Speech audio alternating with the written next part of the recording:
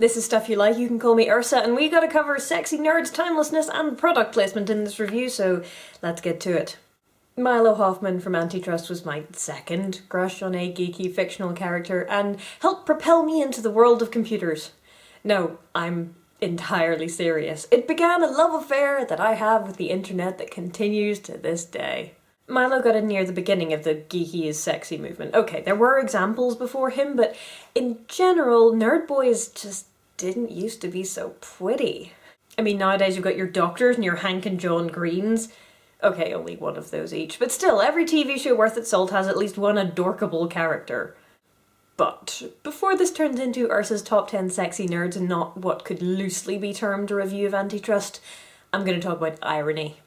Antitrust is a movie about open source, how information wants to be free, how proprietary software lines the pockets of corporations and does nothing but harm people, and they just want to own everything. They clone stuff, they reverse engineer it, and then everybody's stuck with their inferior proprietary version. Yeah, what Teddy said. So, Antitrust is a movie where information wants to be free. So they're all very much with the open source and the information wanting to be loosed upon the world, etc., and so on and so forth. And at the end of the movie, that is basically what happens. Milo's superdy-duperdy system, which he helped to design, is basically stolen from all of the people who developed it at Nerve. But then again, it was also stolen from people who were killed for it during the course of the film, so I'm not really sure about the ethics of that one. Irony. An example. Antitrust, a movie in which information wishes to be free and it's all about open source, had videos on its tie-in website.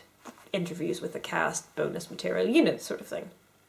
Which could only be accessed using Apple's proprietary QuickTime format. Microsoft, I mean, Nerve is evil, but Apple, I mean, those guys are okay. They help sponsor the movie, even though the movie is about Linux guys who, as far as I'm aware, mostly use PCs.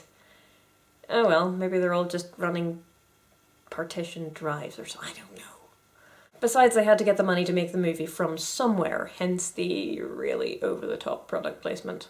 Scary, scary, scary. Hi, Pepsi! You must have paid an awful lot of money for that shot, Pepsi, because, you know, fear and adrenaline plus product placement means people are much more likely to remember it. I certainly did. I thought, wow, that's some really obvious product placement.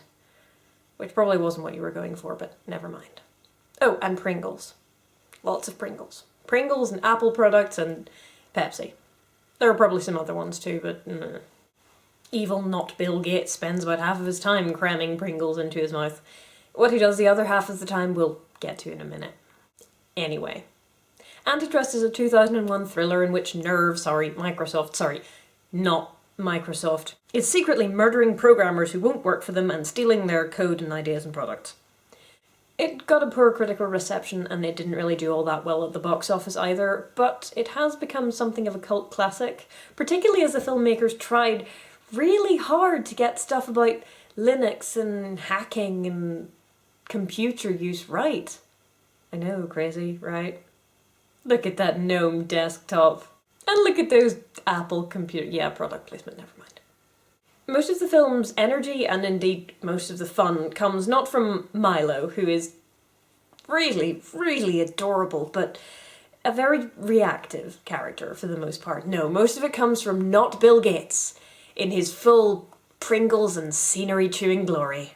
But that's about as good as it gets, because this is not a subtle film.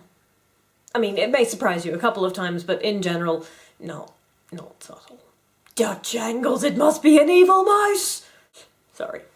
I would recommend this movie as a decent enough way to spend a couple of hours, especially if you remember the late 90s, because my gosh, this movie is a time capsule of clothes and bands and technology, and look at those computers, look at them!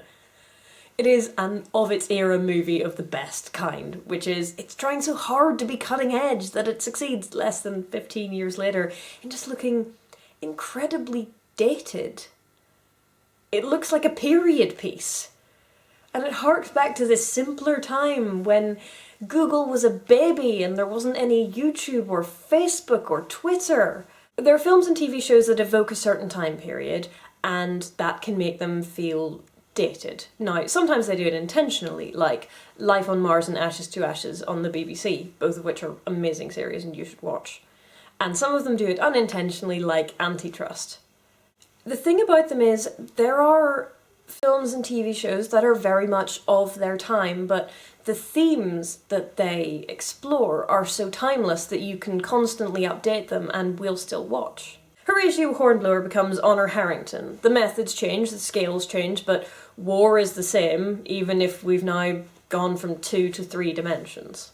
Pride and Prejudice becomes Bridget Jones's Diary, or Bride and Prejudice, or Lizzie Bennet Diaries. There's kind of a diary theme going on there, but we will watch them all regardless because we are in love with the central conceit of the story. Stories about freedom of information can be timeless. This one, not so much. And in the end there's a touch typing battle. It's kind of silly. Actually, it's very silly. It's still pretty entertaining, and if you are a fan of the skinny, bespectacled nerd boy type, then this is the movie for you. Or I guess you could go watch Die Hard 4 or something, but in that movie they blow up a gas main with the power of hacking. So you're probably just better sticking to Antitrust.